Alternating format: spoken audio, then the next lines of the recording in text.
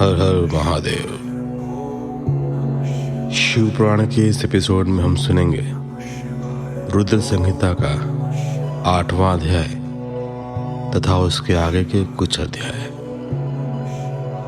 8वें अध्याय में वर्णन मिलता है ब्रह्मा विष्णु को भगवान शिव के दर्शन का। ब्रह्मा जी बोले, मुनिश्रेष्ठ नारद, हम दोनों देवता घमंड को भूलकर निरंतर भगवान शिव का स्मरण करने लगे। हमारे मन में ज्योतिर्लिंग के रूप में प्रकट परमेश्वर के वास्तविक रूप का दर्शन करने की इच्छा और प्रबल हो गई। शिवशंकर गरीबों के प्रतिपालक, अहंकारियों के गर्व को चूर करने वाले तथा सबके अविनाशी प्रभु हैं। वे हम पर दया करते हुए हमारी उपासना से प्रसन्न हो गए। उस समय वहां उन सूर श्रेष्ठ से ओम नाद स्पष्ट रूप से सुनाई देता था। उस नाद के विषय में मैं और विष्णु जी दोनों यही सोच रहे थे कि यह कहाँ से सुनाई पड़ रहा है।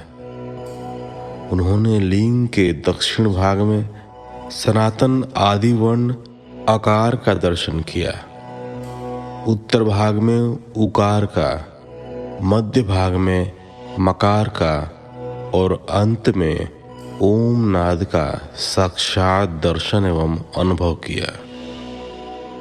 दक्षिण भाग में प्रकट हुए आकार का सूर्यमंडल के समान तेजोमय रूप देखकर जब उन्होंने उत्तर भाग में देखा तो वह अग्नि के समान दीप्तिशाली दिखाई दिया।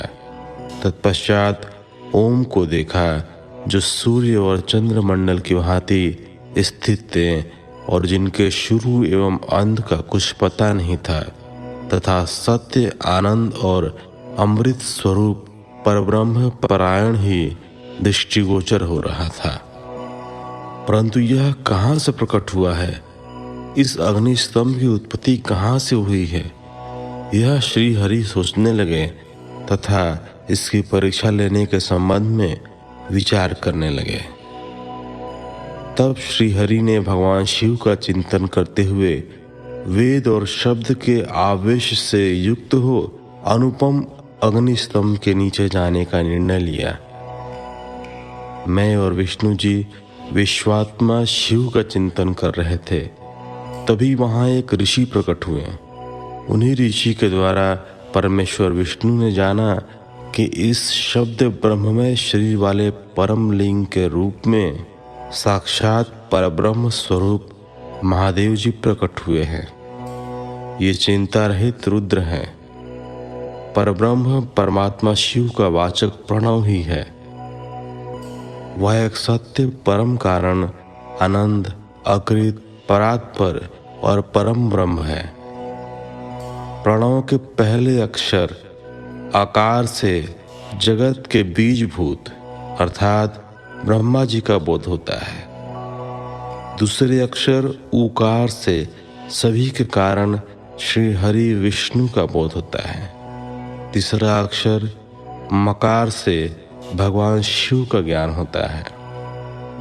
आकार सृष्टिकर्ता, उकार मोह में डालने वाला और मकार नित्य अनुग्रह करने वाला है। मकार अर्थात भगवान शिव बीजी अर्थात बीज के स्वामी हैं, तो आकार अर्थात ब्रह्मा जी बीज है। उकार अर्थात विष्णु जी योनि है। महेश्वर बीजी बीज और योनि है। इन सभी को नाद कहा गया है। बीजी अपने बीज को अनेक रूपों में विभक्त करते हैं। बीजी भगवान शिव के लिंग से उकार रूप योनि में स्थापित होकर चारों तरफ ऊपर की ओर बढ़ने लगा। वह दिव्य अंड कई वर्षों तक जल में रहा। हजारों वर्ष के बाद भगवान शिव ने इस अंड को 2 भागों में विभक्त कर दिया। तब इसके 2 भागों में से पहला सुवर्ण में कपाल ऊपर की ओर स्थित हो गया, जिससे स्वर्गलोक उत्पन्न हुआ तथा कपाल के नीचे के भाग से 5 तत्वों वाली पृथ्वी प्रकट हुई। उस अंड से चतुर्मुख ब्रह्मा उत्पन्न हुए, जो समस्त लोकों के सृष्टा हैं। भगवान महेश्वर ही अ, उ एवं म त्रिविध रूपों में वर्णित है। इसलिए ज्योतिर्लिंग रूप सदाशिव को ओम कहा गया है। इसकी सिद्धि यजुर्वेद में भी होती है।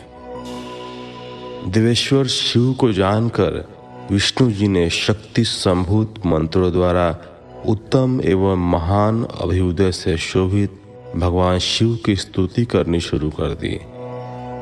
इसी समय मैंने और विश्वपालक भगवान विष्णु ने एक अद्भुत व सुंदर रूप देखा, जिसके 5 मुख, 10 भुजा, कपूर के समान गौरवर्ण, परम कांति में अनेक आभूषणों से विभूषित, महान उदार, महावीर्यवान और महापुरुषों के लक्षणों से युक्त था, और जिसके दर्शन पाकर मैं और विष्णु जी धन्य हो गए।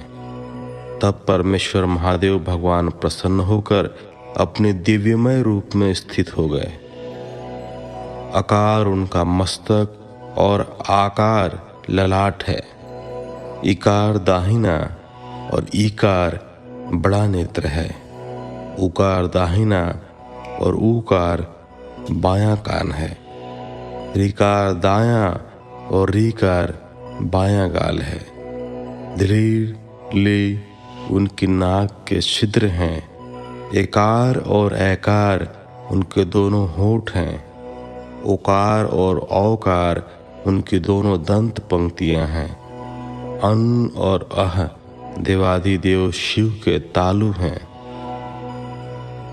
क आदि 5 अक्षर उनके दाहिने 5 हाथ हैं, और च आदि बाएं 5 हाथ हैं।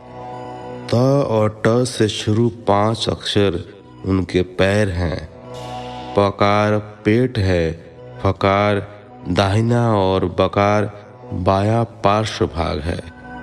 भकार कंधा, मकार हृदय है। हकार नाभि है। य से स तक के 7 अक्षर 7 धातुएं हैं, जिनसे भगवान शिव का शरीर बना है।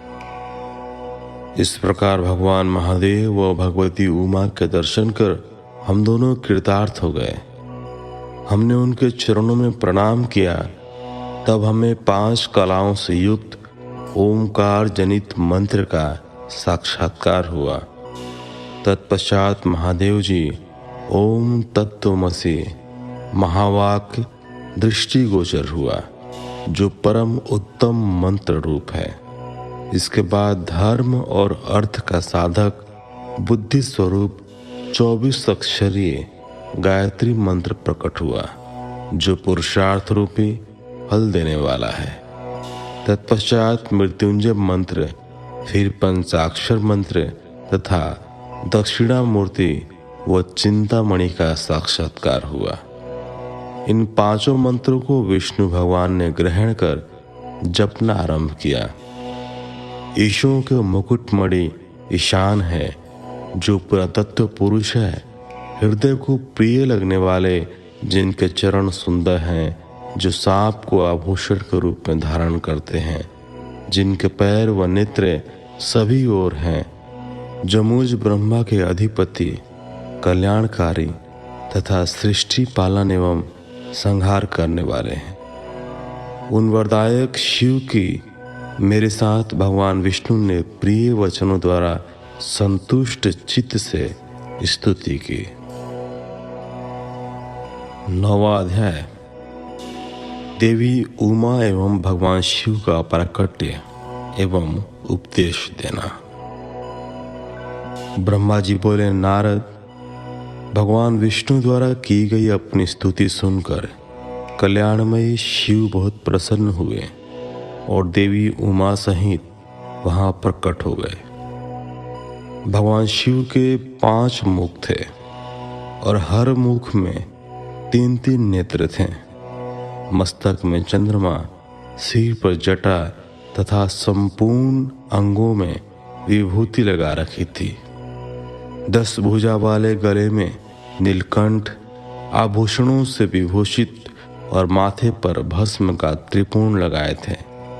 उनका यह रूप मन को मोहित करने वाला और परम आनंदमय था। महादेव जी के साथ भगवती उमा ने भी हमें दर्शन दिए। उन्हें देखकर मैंने और विष्णु जी ने पुनः उनकी स्तुति करनी शुरू कर दी। तब पापों का नाश करने वाले तथा अपने भक्तों पर सदा कृपा दृष्टि रखने वाले महेश्वर ने मुझे और भगवान विष्णु को श्वास से वेद का उपदेश दिया। तत्पश्चात उन्होंने हमें गुप्त ज्ञान प्रदान किया। वेद का ज्ञान प्राप्त कर कृतार्थ हुए विष्णु जी और मैंने भगवान शिव और देवी के सामने अपने दोनों हाथ जोड़कर नमस्कार किया तथा प्रार्थना की। विष्णु जी ने पूछा, हे देव, आप किस प्रकार प्रसन्न होते हैं तथा किस प्रकार आपकी पूजा और ध्यान करना चाहिए? कृपया कर हमें इसके बारे में बताएं तथा सदुपदेश देकर धन्य करें। ब्रह्मा जी कहते हैं, नारद, इस प्रकार श्री हरि की यह बात सुनकर अत्यंत प्रसन्न हुए कृपा निधान शिव ने प्रीतिपूर्वक यह बात की। श्री शिव बोले, मैं तुम दोनों की भक्ति से बहुत प्रसन्न हूँ।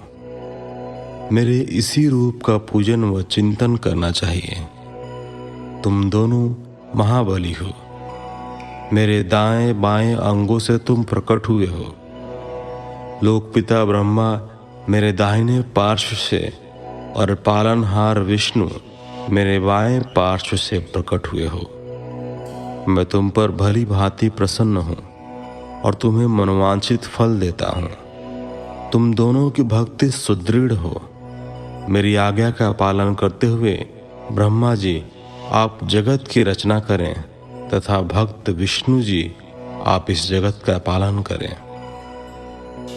भगवान विष्णु बोले, प्रभु, यदि आपके हृदय में हमारी भक्ति से प्रीति उत्पन्न हुई है और आप हम पर प्रसन्न होकर हमें वर देना चाहते हैं, तो हम यही वर मांगते हैं कि हमारे हृदय में सदैव आपकी अनन्य एवं अविचल भक्ति बनी रहे। ब्रह्मा जी बोले, नारद, विष्णु जी की यह बात सुनकर भगवान शंकर प्रसन्न हुए। तब हमने दोनों हाथ जोड़कर उन्हें प्रणाम किया। शिव जी कहते हैं, मैं सृष्टि, पालन और संहार का करता हूँ। मेरा स्वरूप सगुण और निर्गुण है। मैं ही सच्चिदानंद निर्विकार परब्रह्म और परमात्मा हूँ। सृष्टि की रचना, रक्षा और प्रलय रूप गुणों के कारण मैं ही ब्रह्मा, विष्णु और रुद्र नाम धारण कर 3 रूपों में विभक्त हुआ हूँ। मैं भक्त वत्सल हूँ और भक्तों की प्रार्थना को सदैव पूरी करता हूँ। मेरे इसी अंश से रुद्र की उत्पत्ति होगी। पूजा की विधि विधान के दृष्टि से हम में कोई अंतर नहीं होगा। विष्णु, ब्रह्मा और रुद्र तीनों एक रूप होंगे। इनमें भेद नहीं है। इनमें जो भेद मानेगा वह घोर नरक को भोगेगा। मेरा शिव रूप सनातन है तथा सभी का मूलभूत रूप है। यह सत्य, ज्ञान एवं अनंत ब्रह्म है। ऐसा जानकर मेरे यथार्थ स्वरूप का दर्शन करना चाहिए। मैं स्वयं ब्रह्मा जी की भ्रिकुटी से प्रकट होऊंगा। ब्रह्मा जी, आप सृष्टि के निर्माता बनो। श्री हरि विष्णु इसका पालन करें तथा मेरे अंश से प्रकट होने वाले रुद्र प्रलय करने वाले हैं। उमा नाम से विख्यात परमेश्वरी प्रकृति देवी है। इन्हीं की शक्तिभूता वाग देवी सरस्वती ब्रह्मा जी की अर्धांगिनी होंगी और दूसरी देवी जो प्रकृति देवी से उत्पन्न होंगी लक्ष्मी रूप में विष्णु जी की शोभा बढ़ाएंगी तथा काली नाम से जो तीसरी शक्ति उत्पन्न होंगी वह मेरे अंशभूत रुद्रदेव को प्राप्त होंगी। कार्य सिद्धि के लिए वे ज्योति रूप में प्रकट होंगी। उनका कार्य सृष्टि, पालन और संहार का संपादन है। मैं ही सृष्टि, पालन और संहार करने वाले रज आदि 3 गुणों द्वारा ब्रह्मा, विष्णु और रुद्र नाम से प्रसिद्ध हो 3 रूपों में प्रकट होता हूँ। तीनों लोकों का पालन करने वाले श्री हरि अपने भीतर तमोगुण और बाहर सत्वगुण धारण करते हैं। त्रिलोक का संहार करने वाले रुद्रदेव भीतर सत्वगुण और बाहर तमोगुण धारण करते हैं, और त्रिभुवन की सृष्टि करने वाले ब्रह्मा जी बाहर और भीतर से रजोगुणी हैं। इस प्रकार ब्रह्मा, विष्णु तथा रुद्र तीनों देवताओं में गुण है तो शिव गुणातीत माने जाते हैं। हे विष्णु, तुम मेरी आज्ञा से सृष्टि का प्रसन्नतापूर्वक पालन करो। ऐसा करने से तुम तीनों लोकों में पूजनीय होगे। 10वां अध्याय। श्री हरि को सृष्टि की रक्षा का भार एवं त्रिदेव को आयुर्बल देना। परमेश्वर शिव बोले, हे उत्तम व्रत का पालन करने वाले विष्णु, तुम सर्वदा सब लोगों में पूजनीय और मान्य होगे। ब्रह्मा जी के द्वारा रचे लोक में कोई दुख या संकट होने पर दुखों और संकटों का नाश करने के लिए तुम सदा तत्पर रहना। तुम अनेकों अवतार ग्रहण कर जीवों का कल्याण कर अपनी कीर्ति का विस्तार करोगे। मैं तुम्हारे कार्यों में तुम्हारी सहायता करूंगा और तुम्हारे शत्रुओं का नाश करूंगा। तुम में और रुद्र में कोई अंतर नहीं है, तुम एक दूसरे के पूरक हो। जो मनुष्य रुद्र का भक्त होकर तुम्हारी निंदा करेगा उसका पुण्य नष्ट हो जाएगा और उसे नरक भोगना पड़ेगा। मनुष्यों को तुम भोग और मोक्ष प्रदान करने वाले और उनके परम पूज्य देव होकर उनका निग्रह, अनुग्रह आदि करोगे। ऐसा कहकर भगवान शिव ने मेरा हाथ विष्णु जी के हाथ में देकर कहा, तुम संकट के समय सदा इनकी सहायता करना तथा सभी को भोग और मोक्ष प्रदान करना तथा सभी मनुष्यों की कामनाओं को पूरा करना। तुम्हारी शरण में आने वाले मनुष्य को मेरा आश्रय भी मिलेगा तथा हम में भेद करने वाला मनुष्य नरक में जाएगा। ब्रह्मा जी कहते हैं, देवर्षि नारद, भगवान शिव का यह वचन सुनकर मैंने और भगवान विष्णु ने महादेव जी को प्रणाम कर धीरे से कहा, हे करुणानिधि भगवान शंकर, मैं आपकी आज्ञा मानकर सब कार्य करूंगा। मेरा जो भक्त आपकी निंदा करे उससे आप नरक प्रदान करें। आपका भक्त मुझे अत्यंत प्रिय है।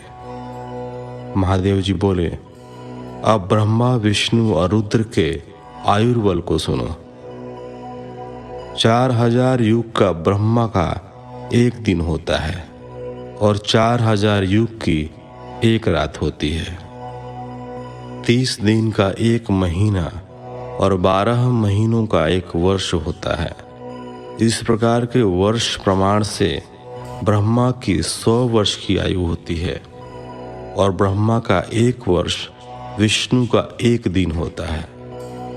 वह भी इसी प्रकार से 100 वर्ष जिएंगे तथा विष्णु का 1 वर्ष रुद्र के 1 दिन के बराबर होता है और वह भी इसी क्रम से 100 वर्ष तक स्थित रहेंगे। तब शिव के मुख से एक ऐसा श्वास प्रकट होता है जिसमें उनके 21,600 दिन और रात होते हैं। उनके 6 बार सांस अंदर लेने और छोड़ने का 1 पल और 8 घड़ी और 60 घड़ी का 1 दिन होता है। उनके सांसों की कोई संख्या नहीं है, इसलिए वे अक्षय हैं। अतः तुम मेरी आज्ञा से सृष्टि का निर्माण करो। उनके वचनों को सुनकर विष्णु जी ने उन्हें प्रणाम करते हुए कहा कि आपकी आज्ञा मेरे लिए शिरोधार्य है। यह सुनकर भगवान शिव ने उन्हें आशीर्वाद दिया और अंतर्धान हो गए। उसी समय से लिंग पूजा आरंभ हो गई। इसी के साथ 10वां अध्याय समाप्त हुआ। तो फिलहाल इस एपिसोड में हमने सुना अध्याय संख्या 8, 9 एवं 10। अभी के लिए बस इतना ही। मिलते हैं आपसे अगले एपिसोड में। तब तक के लिए धन्यवाद। हर हर महादेव।